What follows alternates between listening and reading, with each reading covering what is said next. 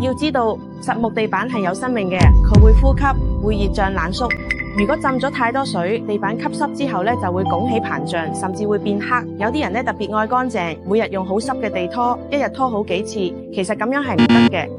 如果拖得太頻密，仲會洗走地板表面嘅保護層同蠟油。冇咗保護層同蠟油嘅保護，地板好容易就會磨損同裂開。咁日常清潔應該點做呢？其實好簡單，淨係得2步：攞吸塵機將成個地面嘅沙石灰塵吸乾淨，再用扭乾嘅地拖拖2次就可以啦。記住一定要先吸塵再拖地，唔係嘅話咧，沙塵反而容易帶到去嗰啲凹槽入邊，越拖會越污糟。而且呢啲比較粗嘅沙石咧係好容易刮花地板嘅。咁如果遇到頑固嘅污漬，應該點算呢？可以用啲中性清潔劑局部清理，但千祈要記住唔好用鋼絲夾硬擦洗，亦都唔好用酸鹼性極強嘅清潔劑，呢啲都會損害保護層同表面。另外要格外小心，唔好令地板長時間浸水，咁樣係唔可以嘅。例如窗邊滲入雨水都係唔得嘅。最後俾個意見大家，門口擺張地氈，入屋前撐下鞋底，減少帶沙塵入屋。唔小心水倒瀉，要即刻抹乾。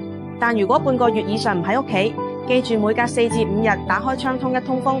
時間耐咗可以聯絡專業嘅地板清潔公司，用深度清潔機配合專用清理液，將地板罅隙入邊睇唔到嘅灰塵通通清乾淨。清潔完之後再做拋光、保養、打蠟，木地板又會煥然一新。